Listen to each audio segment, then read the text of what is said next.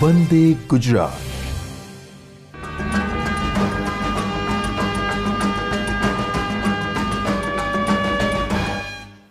નમસ્કાર, હું જતીન ભંડારી, શેઠ આરજેજે હાઈસ્કૂલ વલસાડ. આજે આપની સમક્ષ ધોરણ 12 જીવ વિજ્ઞાનના પ્રકરણ 7 ઉદ્વિકાસના ભાગ 2ના વિષય વસ્તુ સાથે ઉપસ્થિત છું. મિત્રો, આપણે પ્રથમ ભાગમાં જીવની ઉત્પત્તિ, જૈવિક ઉદ્વિકાસ, અનુકૂલિત પ્રસરણ અને ઉદ્વિકાસના પુરાવાઓ આ ટૉપિકનો અભ્યાસ કર્યો. હવે ભાગ 2માં આપણે આગળ નવું એક પ્રકરણ લઈએ, જૈવિક ઉદ્વિકાસ. ઉદ્વિકાસ અંગેના ડાર્વિનવાદનો મૂળ સાર પ્રાકૃતિક પસંદગી છે. નવા સ્વરૂપો પ્રગટ થવાનો દર જીવનચક્ર અથવા જીવનકાળ સાથે સંકળાયેલો હોય છે. આપણે ગત પ્રકરણમાં જોયું ડાર્વિનવાદ.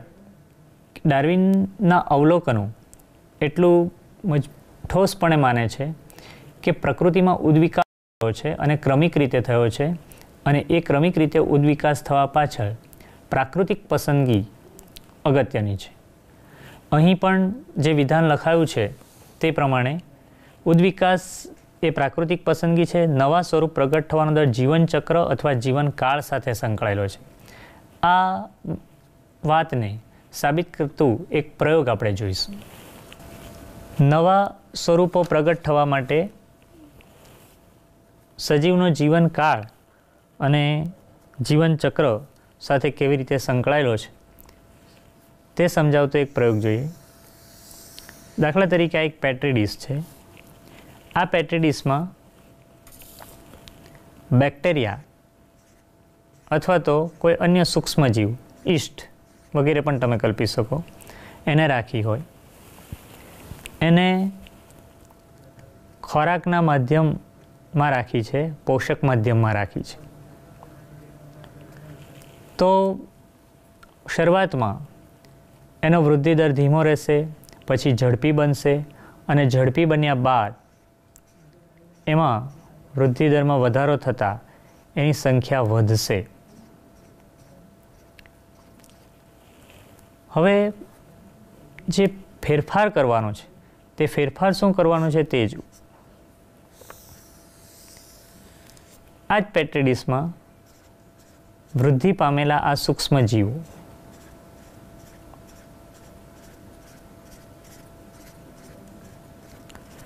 હવે ફેરફાર એ કરવાનો છે કે પ્રથમ વખતે જે પોષક માધ્યમમાં એને રાખેલા હોય, આ પોષક માધ્યમ છે, પોષક ઘટક. તો પ્રથમ વખતે એમને જે પોષક ઘટક, ખાદ્ય ઘટક એને આપેલું હોય અને એ ખાદ્ય ઘટક સાથે પોષણ મેળવવા માટે જે એ ટેવાયેલા હોય એમાં હવે આપણે ચેન્જ લાવવાનો છે. અને માની લો કે આ એક નવો ખાદ્ય ઘટક એમને આપવામાં આવે છે.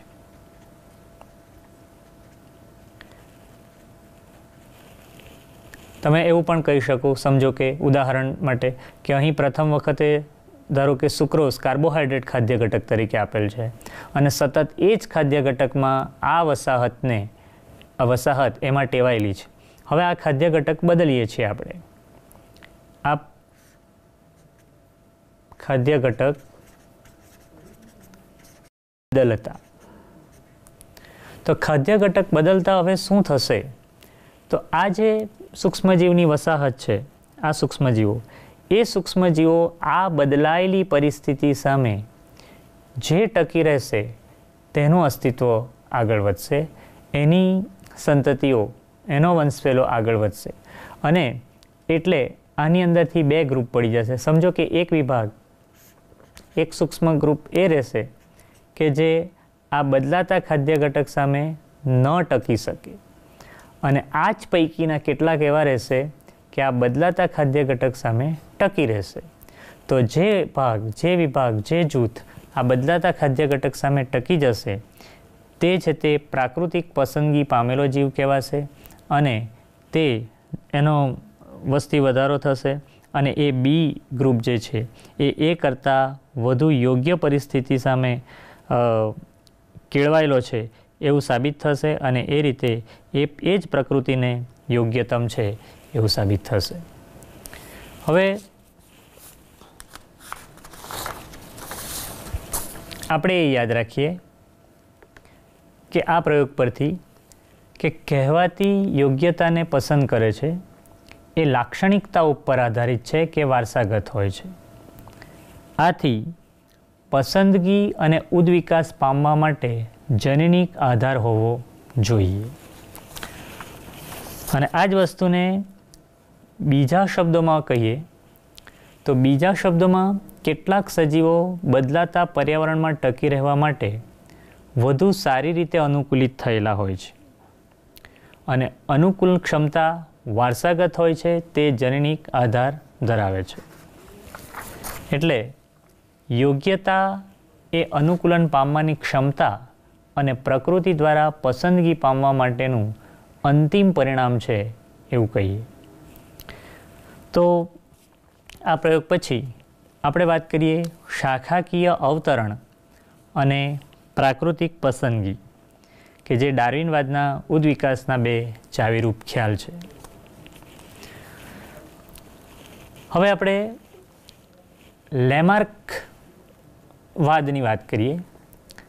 લેમાર્ક એ પણ એક પ્રકૃતિવિદ હતા અને એમણે ઉદ્વિકાસ અંગે જે કંઈ ખ્યાલ આપ્યા છે એમની એવી માન્યતા છે લેમાર્કની, જે તમે અહીં લેમાર્કનો ફોટોગ્રાફ જોઈ શકો છો.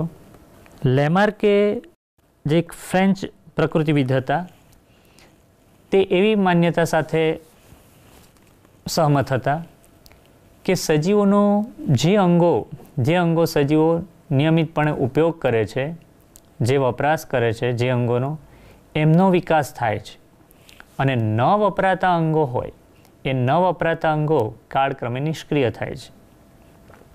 અને સજીવ જે અંગોનો ઉપયોગ જે રીતે કરે છે તે પ્રમાણે તે અંગ વિકસે છે.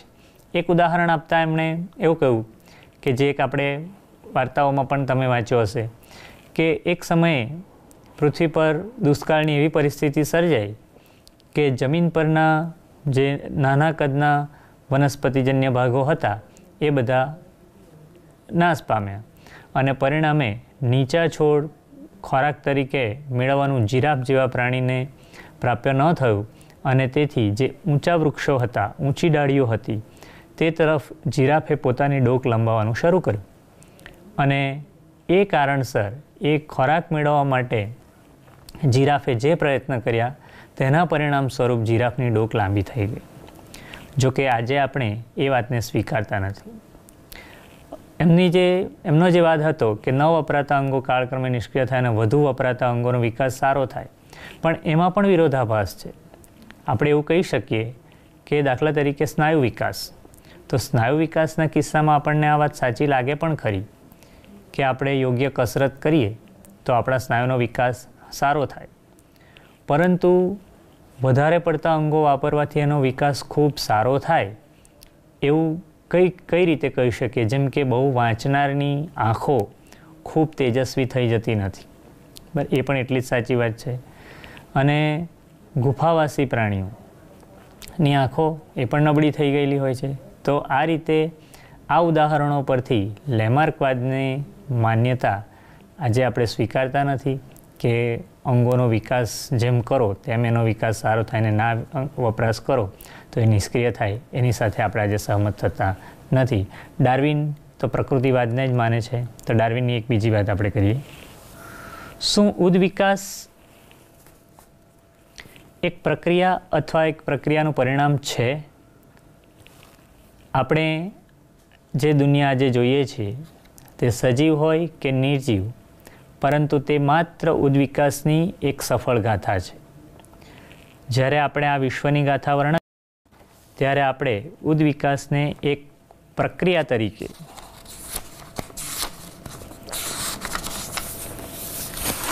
વર્ણવીએ છીએ અને બીજા સંદર્ભમાં જ્યારે આપણે પૃથ્વી ઉપરના સજીવોના જીવનની ગાથા વર્ણવીએ ત્યારે આપણે ઉદ્વિકાસને પ્રાકૃતિક પસંદગી કહેવાતી પ્રક્રિયાના પરિણામ તરીકે મૂલવીએ છીએ. આપણે હજુ પણ પૂરી રીતે ઉદ્વિકાસના સંદર્ભમાં પ્રાકૃતિક પસંદગીની પ્રક્રિયાઓ અથવા અંતિમ અજાણ પ્રક્રિયાના પરિણામો વિશે સ્પષ્ટ જણાતા નથી.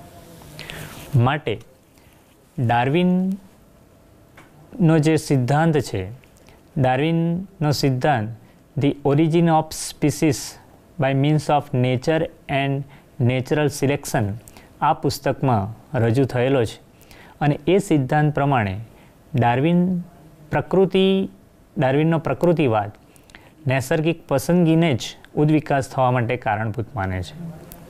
ડાર્વિને આ માટે જે મુદ્દાઓ આપ્યા છે એ મુદ્દાઓમાં એક છે ભિન્નતા, એક છે અસ્તિત્વ માટે જીવન સંઘર્ષ, એક છે વિપુલ સંતતિ અને એક છે યોગ્યતમની પસંદગી સંઘર્ષ.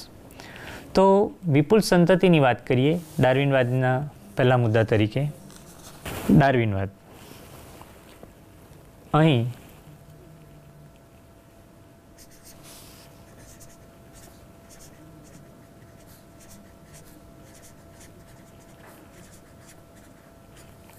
ડાર્વિનવાદના મુખ્ય મુદ્દાની વાત કરીએ તો એક છે વિપુલ સંતતિ,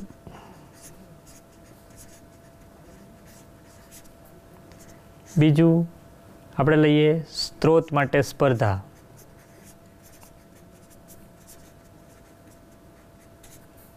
અને ત્રીજો આપણે મુદ્દો વર્ણવીશું ભિન્નતા.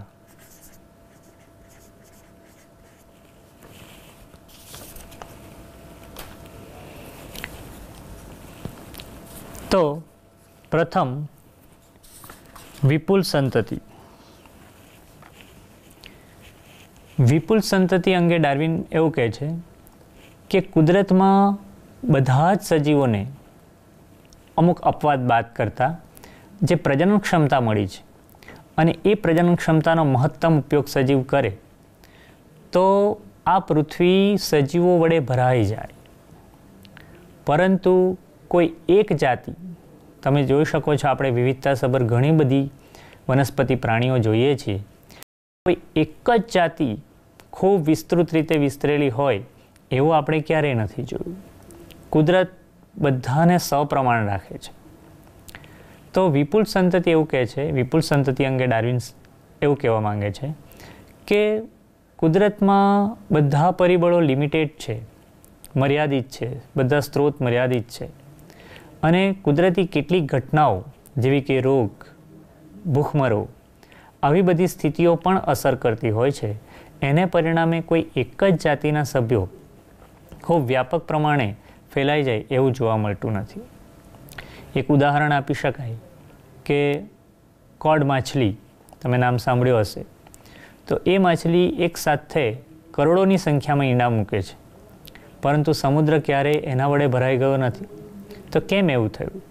તો કે બીજા બધા ઘણા બધા પરિબળો એના અસ્તિત્વ સામે હોય છે અને પરિણામે એમાંથી સિલેક્ટેડ, પસંદગી પામેલા, કુદરત દ્વારા પસંદગી પામેલા સભ્યો જ જીવંત રહી શકે છે. ડાર્વિનવાદના બીજા સિદ્ધાંત તરીકે અથવા એના બીજી વાત તરીકે આપણે અસ્તિત્વ માટે જીવન સંઘર્ષની વાત કરીએ તો અસ્તિત્વ માટે જીવન સંઘર્ષ સજીવોને પ્રકૃતિમાં પસંદ થવા માટે કેળવે છે.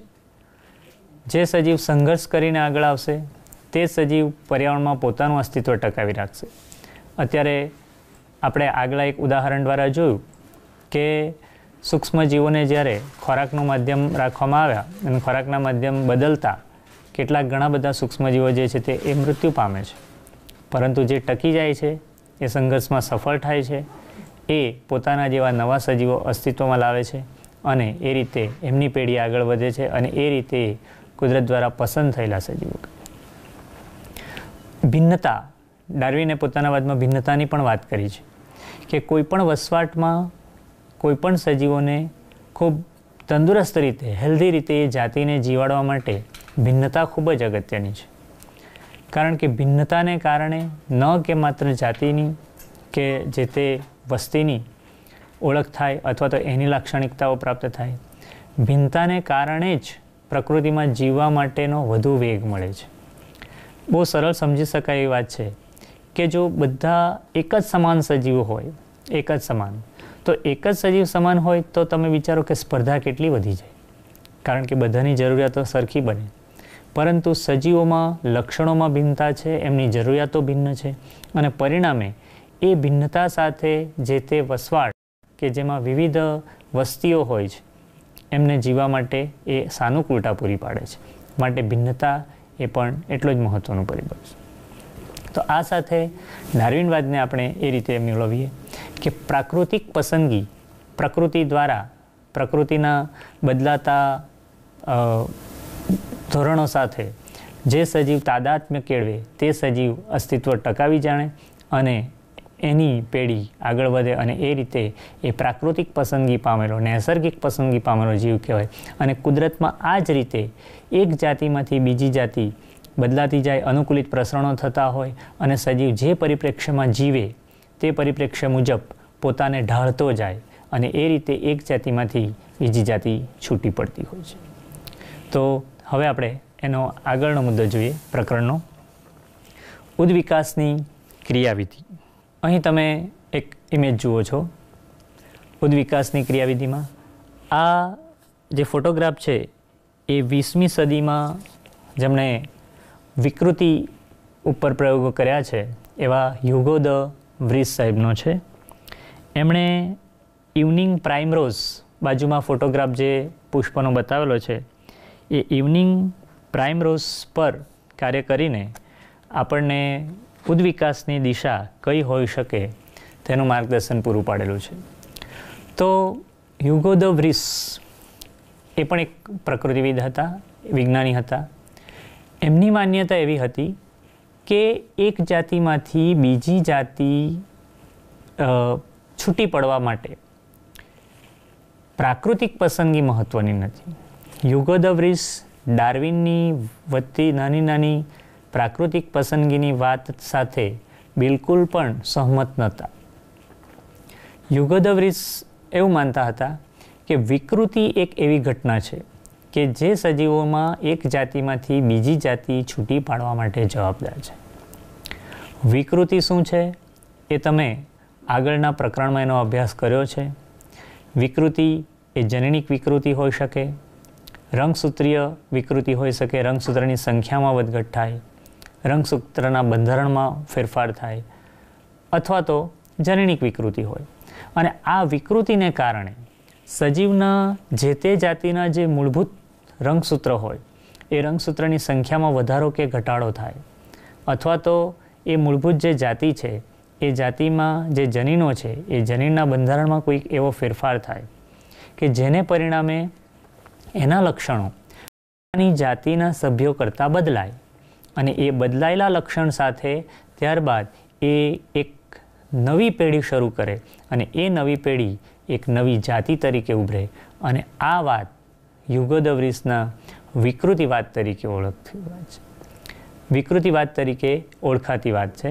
અને હ્યુગો દ વ્રીસ અને ડાર્વિન એ બંનેની માન્યતાઓમાં કોમન વસ્તુ એ છે કે એક જાતિમાંથી જ બીજી જાતિ છૂટી પડે છે એ બંનેનું દ્રઢપણે માનવું છે. પરંતુ એ એક જાતિમાંથી બીજી જાતિ છૂટી પડવા માટેના જે કારણો છે એની સાથે બંનેની માન્યતાઓ જુદી છે. એક પ્રાકૃતિક પસંદગીને માને છે અને એક વિકૃતિવાદને માને છે. તો હ્યુગો દ વ્રીસની વાત કરી, જે અહીં ચિત્રમાં તમે જોઈ શકો છો, એમણે ઇવનિંગ પ્રાઇમરોઝના પર કરેલા પ્રયોગો પરથી જે વાત તારવી છે તેમાં એ ડાર્વિનની ભિન્નતા અને જે નાની દિશાસૂચક વાત છે એને સ્વીકારતા નથી. ડાર્વિન માટે જે ઉદ્વિકાસ ક્રમબદ્ધ થયો છે એવું છે, અને હ્યુગો દ વ્રીસ પ્રમાણે વિકૃતિ એ જાતિ નિર્માણનો ભાગ છે એવું એમનું માનવું છે. હવે આપણે હાર્ડી વિનબર્ગનો સિદ્ધાંત જોઈશું. હાર્ડી વિનબર્ગનો સિદ્ધાંત. હાર્ડી વિનબર્ગનો સિદ્ધાંત એ કોઈ વસ્તુની જનીન આવૃત્તિ કેવી હોય એનો વિચાર રજૂ કરે છે. હાર્ડી વિનબર્ગ સિદ્ધાંત એવું માને છે કે કોઈપણ વસ્તીમાં જનીનોની આવૃત્તિ સ્થિર હોય છે.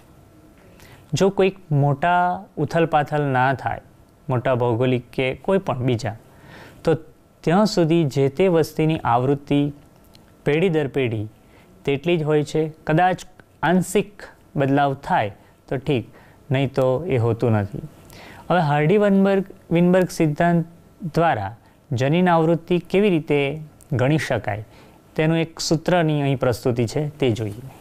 તો હાર્ડી-વિનબર્ગ સિદ્ધાંત, આ સિદ્ધાંત એવું માને છે કે વસ્તીમાં વૈકલ્પિક કારકોની આવૃત્તિ સ્થિર રહે છે અને પેઢી દર પેઢી સુધી જળવાય છે. તો વસ્તીના પ્રભાવી જનીન અને વસ્તીના પ્રચ્છન્ન જનીન, એ બેને લઈને આપણે આ આવૃત્તિ કેવી રીતે ગણી એ શોધીએ. એના માટે એમણે એક સૂત્ર બીજગણિતનું કરેલો છે, p + q whole square is equal to p square plus twice pq plus q square. અહીં વસ્તીનું પ્રભાવી જનીન જે પણ હોય એને આપણે p તરીકે લઈશું અને વસ્તીનું પ્રચ્છન્ન જનીન જે પણ હોય એને આપણે q તરીકે લઈશું. માની લો કે કોઈ વસ્તીમાં એક આપણે ઉદાહરણ લઈએ કે માની લો કે કોઈ વસ્તીનું પ્રભાવી જનીન a છે અને પ્રચ્છન્ન જનીન તો સ્મોલ a છે. તો એની આવૃત્તિ ધારો કે 90% હોય અને સ્મોલ a પ્રચ્છન્નની આવૃત્તિ ધારો કે 10% હોય. તો આ આવૃત્તિ સાથે એનું શુદ્ધ પ્રભાવી, મિશ્ર પ્રભાવી અને શુદ્ધ પ્રચ્છન્ન આ જનીનની આવૃત્તિ કેવી મળે એનું આપણે ગણતરી કરી જોઈએ. તો પ્રથમ તો આ સૂત્રમાં એક બીજી બાબત, p + q is equal to 1 લેવામાં આવે છે. એટલે આપણે પ્રથમ તો આ પીની જે આવૃત્તિ છે, એટલે કે પ્રભાવી જનીનની આવૃત્તિ જે 90% છે, એ 90% છે એને આપણે એકના નીચેનો અંકમાં આપણે લાવવું પડશે. એટલે એની આવૃત્તિ થશે 0.9, એટલે આ થશે 0.9 અને 10% જે છે એની આવૃત્તિ થશે 0.1. હવે આ રકમને આપણે આ સૂત્રમાં દાખલ કરીએ તો p + q હોલ સ્ક્વેરનું p સ્ક્વેર q સ્ક્વેર. તો પીનું મૂલ્ય જે પ્રભાવી જનીન છે એટલે એ છે જેની 90% આવૃત્તિ છે, એટલે 0.9 ટ્વાઇસ 0.9 q એ 0.1 પ્લસ 0.1 સ્ક્વેર. એટલે એની જે આવૃત્તિ બને છે 0.81, 0.18, 0.01. અને આપણે પાછા ટકાવારીમાં ફેરવી દઈએ એટલે આ થશે 81%, આ થશે 18% અને આ થશે 1%. એટલે આપણે એવું કહી શકીએ અહીંયા 81% એટલે કે પ્રભાવી જનીન માટે લીધું છે, એટલે કેપિટલ A, 18% માટે કેપિટલ A, સ્મોલ a અને આ સ્મોલ a. આના પરથી જે આપણે તમે મેન્ડલના એક સંકરણના પ્રયોગમાં તમે જે પરિણામ મેળવેલું હતું F2 પેઢીમાં, કેપિટલ T, સ્મોલ t અને સ્મોલ t, તેને અહીં સાથે કમ્પેર કરો તો અહીં શુદ્ધ પ્રભાવી લક્ષણ ધરાવતા જનીનની આવૃત્તિ 81%, મિશ્ર પ્રભાવી લક્ષણ ધરાવતા જનીનની આવૃત્તિ 18% અને શુદ્ધ પ્રચ્છન્ન જનીન ધરાવતા ની આવૃત્તિ 1% થાય છે. જે આ હાર્ડી-વિનબર્ગના સિદ્ધાંત દ્વારા આપણે એને ચકાસી શકીએ છીએ.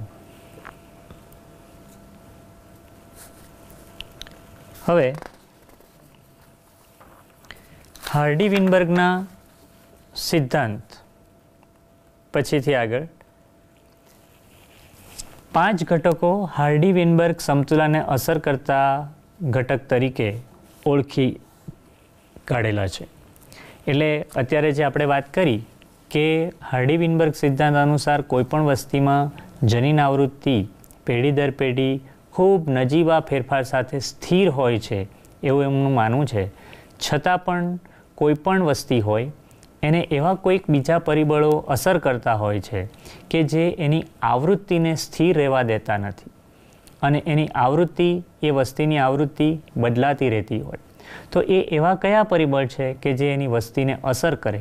તો એવા 5 પરિબળોનો ઉલ્લેખ અહીં થયેલો છે તે જોઈએ. એ 5 મુખ્ય પરિબળોમાં એક છે જનીન સ્થળાંતરણ, બીજું છે જનીન વિચલન, ત્રીજું છે વિકૃતિ, ચોથું જનનિક પુનઃસંયોજન અને પાંચમું છે પ્રાકૃતિક પસંદગી. તો આ જે 5 પરિબળો અહીં બતાવેલા છે એની આપણે વિગતે વાત કરીએ. તો જનનિક સ્થળાંતરણ અથવા તો જનનિક પ્રવાહ એટલે શું? તો જનનિક સ્થળાંતરણ અથવા જનનિક પ્રવાહ એટલે અહીં ઉદાહરણ દ્વારા સમજીએ.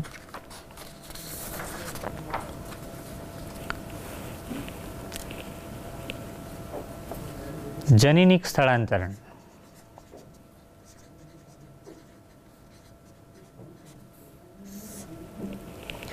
તો જનનિક સ્થળાંતરણ એટલે દાખલા તરીકે આ એક વસ્તી છે, આ એક બીજી વસ્તી છે, વસ્તી એ, વસ્તી બી. અને સમજો કે આપણે ભણી ગયેલા ઉદાહરણને જ આપણે લઈએ તો અહીં આ વસ્તીમાં જે સભ્યો છે, આ વસ્તીમાં સભ્યો છે, આ ઊંચા છોડ છે, આ નીચા છોડ છે. ઊંચા છોડ અને નીચા છોડ સમજો કે આ જે બાઉન્ડ્રી છે એ બાઉન્ડ્રીની બહાર આના જનીન આવતા નથી, આના જનીન આ બાઉન્ડ્રીના બહાર જતા નથી. એટલે કે આપણે એવું વિચારો કે આ બે વસ્તી એકબીજાથી એટલી બધી દૂર છે કે આની પરાગરજ આમાં ના જઈ શકે, આની પરાગરજ આમાં ના આવી શકે. પરિણામ શું થાય કે નવા જનીન બંધારણ રચાવાને કોઈ તક મળતી નથી. અહીં તમે બીજું ઉદાહરણ પણ લઈ શકો. દાખલા તરીકે આ પીળા રંગના વટાણા ધરાવે છે, આ લીલા રંગના વટાણા ધરાવે છે. તો આની પરાગરજ આમાં ના જતી હોય, આની પરાગરજ આમાં ના આવતી હોય તો આ જનીનની માંથી કોઈક નવીનતા અહીં ઉત્પન્ન થવાની કોઈ શક્યતા નથી.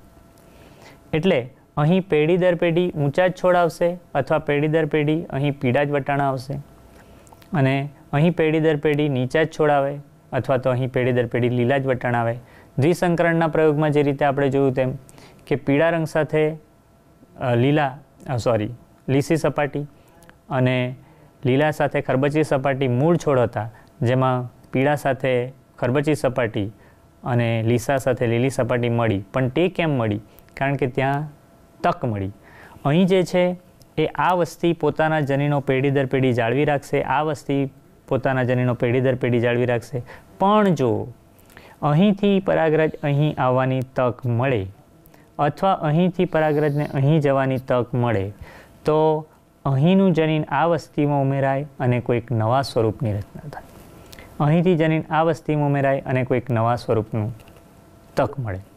આ બાબતને જનનિક સ્થળાંતરણ કહેવામાં આવે છે, જે હાર્ડી-વિનબર્ગના સિદ્ધાંત અનુસાર આવૃત્તિ બદલી શકે છે. બીજું છે આપણે જનનિક વિચલન. જનીન વિચલનમાં પણ એવું જ કીધું છે કે લક્ષણો એટલે કે કોઈ પણ મોટા કોઈક આકસ્મિક ફેરફાર ના થાય તો પેઢી દર પેઢી આવૃત્તિ જે છે એ બદલાતી નથી.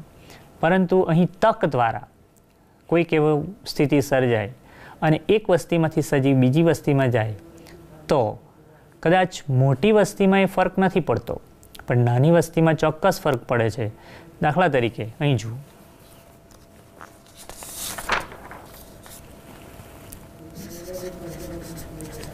જનીન વિચલન. દાખલા તરીકે આ એક વસ્તી છે, આ એક બીજી વસ્તી છે. આમાં સભ્ય સંખ્યા ધારો કે 25 છે અને આમાં આ બધા એના સભ્યો છે. આમાં સભ્ય સંખ્યા 5 છે 25 સભ્ય સંખ્યા સાથે તમે આની આવૃત્તિ ગણો, 5 સભ્ય સાથે આના જનીનની આવૃત્તિ ગણો. હવે આમાં જનીન વિચલન દર્શાવે. દાખલા તરીકે અહીંથી આ સજીવો, અહીંથી સજીવ જનીન આ વસ્તીમાં ટ્રાન્સફર થાય. તો આ નાની વસ્તી છે, એટલે નાની વસ્તીમાં છે એટલે માની લો કે અહીંથી 15 સભ્યો આમાં ટ્રાન્સફર થાય, આની અંદર દાખલ થાય, એટલે તરત જ આની આવૃત્તિમાં મોટો ફેરફાર થશે, કારણ કે આ નાની વસ્તી છે. હા, એટલું ખરું કે ધારો કે આ મોટી વસ્તી હોય, મોટી વસ્તી, અને મોટી વસ્તીમાં આમાં 25 નહીં પણ 25 લાખ સભ્ય છે, અને આમાં 5 લાખ સભ્ય છે, અને આ 25 લાખ વસ્તી ધરાવતી માંથી ધારો કે 15 સભ્યો જાય, 15 સભ્યો માત્ર, તો આ વસ્તીની આવૃત્તિમાં નજીવો ફેરફાર થશે, પોઈન્ટ સમથિંગમાં, સમજો ને તમે. અને આમાં પણ ટેવ હોય, એટલે કે આ જનીન વિચલનમાં મોટી વસ્તીમાં એની આવૃત્તિ એકાએક બદલાતી નથી, પરંતુ નાની વસ્તીમાં જરૂર ફેરફાર પામે છે. ત્રીજું છે હાર્ડી વિનબર્ગ સિદ્ધાંતની માન્યતામાં વિકૃતિ. વિકૃતિ અને વિકૃતિ શું છે તો તે આપણે આગળ અત્યારે જ ચર્ચા કરી ગયા કે રંગસૂત્રની સંખ્યાકીય, રંગસૂત્રના બંધારણમાં અથવા તો જનીનના બંધારણમાં ફેરફાર થાય અને વિકૃતિ આવે. આવું જો થાય તો સજીવમાં જાતિ વૈવિધ્ય વધે અને પરિણામે આવૃત્તિનો દર બદલાઈ શકે. ચોથું છે જનનિક પુનઃસંયોજન. જનનિક પુનઃસંયોજન એટલે શું? તો જનનિક પુનઃસંયોજનની સ્થિતિ તમે આગળના પ્રકરણમાં મેન્ડલના દ્વિસંકરણ પ્રયોગને જો બરાબર સમજ્યા હોય તો એ સરળતાથી સમજાયું છે. જનનિક પુનઃસંયોજન એટલે એવી સ્થિતિ કે મૂળભૂત જે લક્ષણો હતા એમાં કંઈક ફેરફાર પામીને એવા લક્ષણો પ્રાપ્ત થયા કે જે મૂળ પિતૃઓમાં ન હોય. દાખલા તરીકે મેન્ડલે વટાણાના જે છોડ પસંદ કર્યા તેમાં 2 લક્ષણો સાથેની વાત કરીએ તો ગોળ સપાટી અને પીળો રંગ એક લક્ષણ હતું, અને બીજા છોડ પર ખરબચડી સપાટી અને લીલો રંગ. F1 પેઢીમાં ગોળ સપાટીને પીળો રંગ જ મળે, પરંતુ F2 પેઢીમાં 4 પ્રકારના છોડ પ્રાપ્ત થાય કે જેમાં ગોળ સપાટી સાથે પીળો રંગ હોય, ગોળ સપાટી સાથે લીલો રંગ હોય, ખરબચડી સપાટી સાથે પીળો રંગ હોય અને ખરબચડી સપાટી સાથે લીલો રંગ હોય. તો આ 4 પ્રકારના છોડમાંથી 2 પ્રકારના છોડ તો મૂળ પિતૃ જેવા મળે, પરંતુ બે છોડ આપણને નવા કોમ્બિનેશન મળે છે, નવું સંયોજન મળે છે. કયા? તો કે પીળા રંગ સાથે ખરબચડી સપાટી આવી અને લીલા રંગ સાથે લીસી સપાટી કે ગોળ સપાટી આવી. આ પુનઃ સંયોજન સ્થિતિ કહેવાય. અને આવી સ્થિતિ પણ એ આવૃત્તિમાં ફેરફાર કરે અને નવી જાતિ માટે, ઉદ્ભવ માટે એ જવાબદાર ગણાય. 5મી અને છેલ્લી છે પ્રાકૃતિક પસંદગી. તો પ્રાકૃતિક પસંદગી આપણે ડાર્વિનવાદ સમજી ગયા અને ડાર્વિનવાદનો આપણે અભ્યાસ કર્યો કે પ્રકૃતિ દ્વારા કે નિસર્ગ દ્વારા પસંદ થયેલો જીવ, સજીવ કે જે બદલાતા પર્યાવરણ સાથે તાદાત્મ્ય સાધી શકે અને પોતે જે ભૌગોલિક પરિસ્થિતિમાં જીવતો હોય તે પરિપ્રેક્ષ્યને અનુકૂળ થઈને પોતાનામાં પરિવર્તનો કરીને એક પોતાનું અસ્તિત્વ ટકાવવા માટે એ સક્ષમ બને, સંઘર્ષમય જીવનમાંથી એ પસાર થાય અને એ ભિન્નતા સાથે જીવતો થાય. તો આ બાબત જે છે એ હાર્ડી વિનબર્ગની સિદ્ધાંત સાથેના 5 ઘટકો જે હાર્ડી વિનબર્ગ સિદ્ધાંત અનુસાર એના આવૃત્તિને અસર કરી શકે તે છે જનીન સ્થળાંતરણ, જે અહીં તમે જોઈ શકો છો, જનીન વિચલન, વિકૃતિ, જનનિક પુનઃસંયોજન અને પ્રાકૃતિક પસંદગી. તો આ 5 જે છે એ 5 અહીં તમે એની ઇમેજ જોઈ શકો છો અત્યારે, એ હાર્ડી વિનબર્ગની સિદ્ધાંતના આવૃત્તિ પર અસર કરતા ઘટકો છે. ત્યાર પછીથી આપણે આગળ વાત કરીએ તો સૂક્ષ્મ જીવ પરના જે પ્રયોગ આપણે જોયા તે શું કહે છે તો તેની વાત કરીએ. સૂક્ષ્મ જીવ પરના પ્રયોગ દર્શાવે છે કે પૂર્વ અસ્તિત્વ ધરાવતી લાભકારી વિકૃતિઓ, પૂર્વ અસ્તિત્વ ધરાવતી લાભકારી વિકૃતિ જ્યારે પસંદગી પામે છે ત્યારે તેના પરિણામ સ્વરૂપ નવા સ્વરૂપ પ્રકાર જોવા મળે છે અને તે જાતિ નિર્માણમાં પરિણમે. પ્રાકૃતિક પસંદગી એ પ્રક્રિયા છે કે જેમાં વારસાગમન થઈ શકે તેવી ભિન્નતાઓ જીવનને ટકાવી શકે છે અને વધુ પ્રજનનક્ષમ બને છે તથા મોટી સંખ્યામાં સંતતિ પેદા કરે છે. તર્ક આધારિત વિશ્લેષણ આપણને વિશ્વાસ અપાવે છે કે વિકૃતિના કારણે અથવા જનીન પ્રવાહને કારણે કે જનીન વિચલનને કારણે અથવા જનનકોષ નિર્માણ દરમિયાન પુનઃસંયોજનને કારણે સર્જાતી ભિન્નતા ભવિષ્યની પેઢીમાં જનીનોની તેમજ વૈકલ્પિક કારકોની આવૃત્તિમાં ફેરફારમાં પરિણમે છે અને પ્રાકૃતિક પસંદગી દ્વારા જોડીઓ પ્રજનનિક સફળતા વધારે અને નવી વસ્તી તરીકે પ્રસ્થાપિત થાય છે. અને આ જે પ્રાકૃતિક પસંદગી દ્વારા સ્થિરતા, દિશાકીય ફેરફાર અથવા ભંગાણજનક ઉદ્વિકાસ સ્થિતિ તરફ દોરી જાય છે. હવે આપણે ઉદ્વિકાસનો સંક્ષિપ્ત અહેવાલ ટૂંકમાં આપણે રજૂ કરીએ કે ઉદ્વિકાસ કેવી રીતે થયો. તો વનસ્પતિ અને પ્રાણી એ તમામ ઉદ્વિકાસમાંથી પસાર થયા છે. તમે ધોરણ 11માં વનસ્પતિ અને પ્રાણીનું વર્ગીકરણ શીખી ગયા છો. તો એ વનસ્પતિ અને પ્રાણીના વર્ગીકરણમાં તમે એક વસ્તુ માર્ક કરી હોય તો કે સરળતાથી જટિલતા તરફનો વિકાસ છે. વનસ્પતિ સૃષ્ટિની અંદર પ્રથમ એકાંગી, ત્યાર પછી દ્વિઅંગી, ત્રિઅંગી, અનાવૃત બીજધારી, આવૃત બીજધારી, એમાં પણ પ્રથમ દ્વિદળી પછી એકદળી. પ્રાણી સૃષ્ટિની અંદર પ્રજીવથી લઈને સસ્તન સુધીમાં પ્રજીવ, સછિદ્ર, કોષ્ઠાંતરી, પૃથુકૃમિ, સૂત્રકૃમિ, નુપુરક, સંધિપાદ, મૃદુકાય, શૂળત્વચી, મત્સ્ય, ઉભયજીવી, સરીસૃપ, વિહંગ, સસ્તન, આ જે કડીઓ છે એક ચોક્કસ ઉદ્વિકાસને અનુસરે છે. અત્રે તમારા પાઠ્યપુસ્તકમાં એ કયા સમયે, આજથી કેટલા સમય પૂર્વે એ કયું સમૂહ અસ્તિત્વમાં આવ્યો હશે એની એક ટૂંકી રૂપરેખા આપેલી છે અને એનો એક અભ્યાસ કરવા માટે તમે અહીં જોઈ શકો છો. એક ફોટોગ્રાફ પણ આપેલો છે. આ તમારા પાઠ્યપુસ્તકનું જ ફોટોગ્રાફ છે એટલે તમે એનો ત્યાર પછીથી તમને સમય મળે એનો વિગતે તમે આ ફોટોગ્રાફનો ઝીણવટપૂર્વક અભ્યાસ કરી શકશો કે આ પ્રમાણે 2000 મિલિયન વર્ષ પહેલાં સૌપ્રથમ કોષીય જીવન પૃથ્વી પર જોવા મળ્યું હશે એવું માનવું છે. અને 500 મિલિયન વર્ષ અગાઉ અપૃષ્ઠવંશીઓ, આમાંથી જે આપણે આ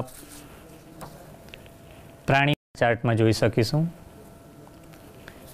કે અહીં પૃષ્ઠવંશીઓ, અપૃષ્ઠવંશીઓ એ પૈકી આપણે ખબર છે કે અપૃષ્ઠવંશીઓ પ્રથમ આવેલા છે. 500 મિલિયન વર્ષ પૂર્વે અપૃષ્ઠવંશીઓ, 350 મિલિયન વર્ષ પૂર્વે જળબાવિહીન માછલીઓ, સમુદ્ર શેવાળ અને કેટલીક વનસ્પતિ જે 320 મિલિયન વર્ષ પૂર્વે હોવાનું અનુમાન કરાય છે. અને પ્રથમ જમીન પર વનસ્પતિઓ આવી હશે અને ત્યાર પછીથી એ ખૂબ જ પથરાઈ ઉભયજીવી માછલીઓ પ્રથમ આવી અને ત્યાર પછી એ પાણીમાં ફરી શકતી, જમીન પર ફરી શકતી.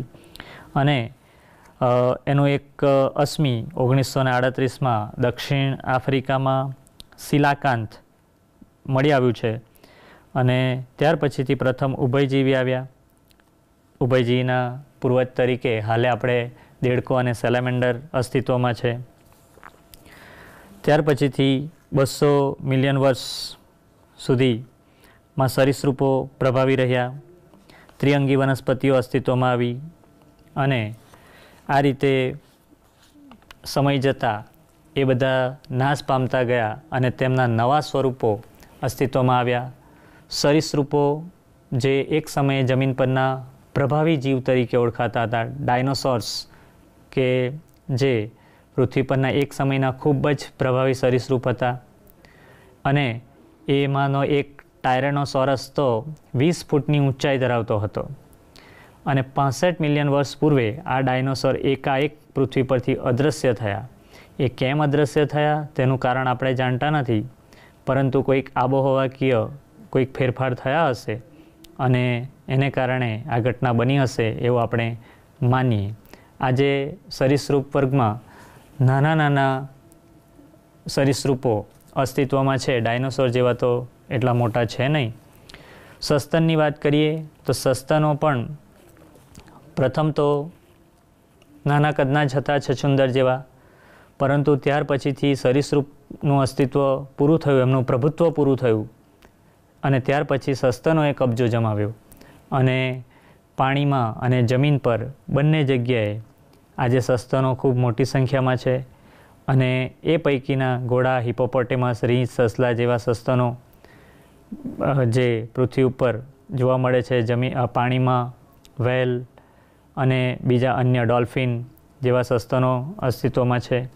એટલે આ રીતે જોતાં આખો ઉદ્વિકાસ એ ઉદ્વિકાસ ખૂબ જ જટિલ, સરળતાથી જટિલ તરફનો અને ધીમો થયો છે. જે રીતે પ્રાણીઓમાં ઉદ્વિકાસ થયો છે તે રીતે વનસ્પતિઓમાં પણ ઉદ્વિકાસ થયો છે.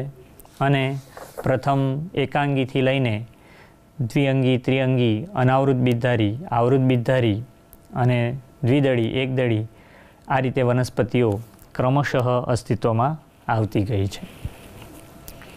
તો આ વનસ્પતિ અને પ્રાણીનો ઉદ્વિકાસ કેવી રીતે થયો હશે તે અંગેનો આ એક ચાર્ટ હતો. હવે આપણે પ્રકરણનો અંતિમ ભાગ જોઈશું, માનવનો ઉદ્વિકાસ. મિત્રો, અત્યારે પૃથ્વી પર સંખ્યાની દૃષ્ટિએ તો નહીં, પરંતુ બુદ્ધિની દૃષ્ટિએ પ્રભુત્વ ધરાવતું જો કોઈ જીવ હોય તો તે મનુષ્ય છે.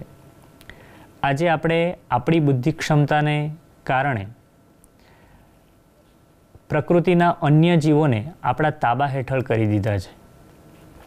આપણા કરતાં પણ ઘણા બધા શક્તિશાળી પ્રાણીઓ અસ્તિત્વમાં છે, પરંતુ આપણી બુદ્ધિશક્તિ અને ખાસ તો આપણી વાચા શક્તિ એ બેને કારણે આપણે પ્રકૃતિ પર પ્રભુત્વ જમાવ્યું છે.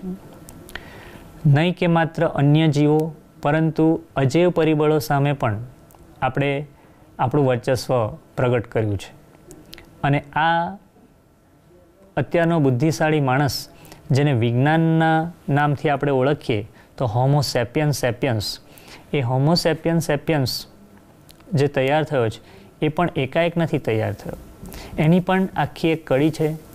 આપણને અશ્મિ સ્વરૂપે જે આપણા પૂર્વજોના કંકાલ અથવા તો ખોપરીઓ કે વગેરે મળી આવી છે, એના ઉપરથી આપણે એક તાગ મેળવી શક્યા છીએ કે આપણા પૂર્વજ તરીકે ભૂતકાળના જે મનુષ્ય એ કેવા હતા, અથવા તો એમની શરીર રચના, અથવા તો એની સાથે સાથે એવો કેવો ખોરાક, કેવા કપડાં, કેવા ઓજારો એ ઉપયોગ કરતા હતા, એ બધાનો આપણે તાગ મેળવી શક્યા છીએ. તો એની એક છેલ્લે ઝાંખી જોઈએ.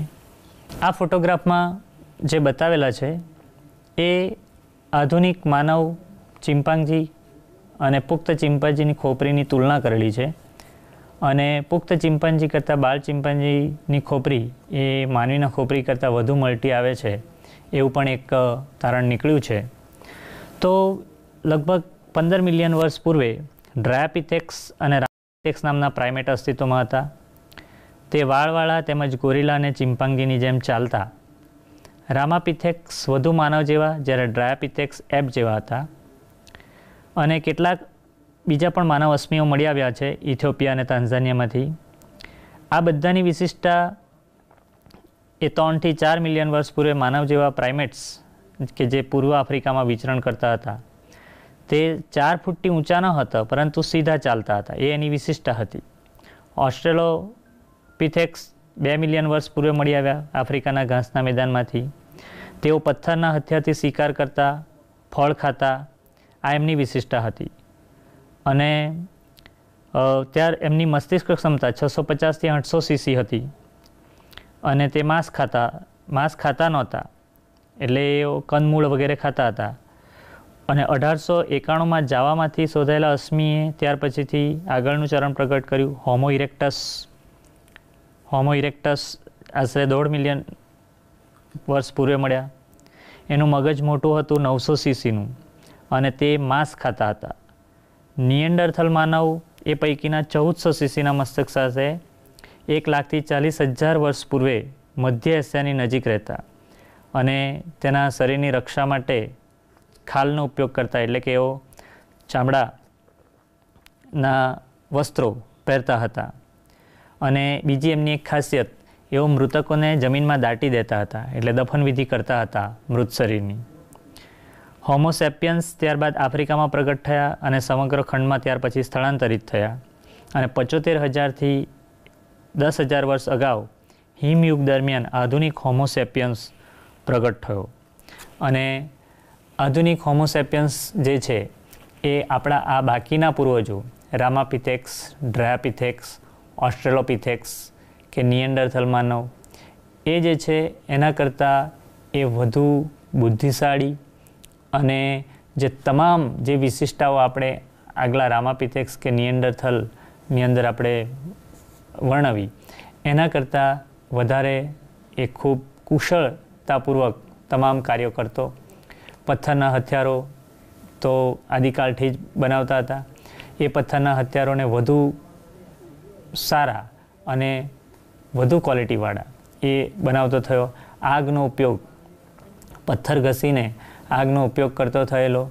અને ત્યાર પછીથી જે એમના સમયના અથવા તો ખૂબ જૂના સમયના જે આદિમાનવો જેને આપણે કહીએ છીએ, એઓની વૈચારિક શક્તિ, એઓની માનસિક ક્ષમતા, એનો પણ પરિચય મળે છે ગુફા ચિત્રોથી.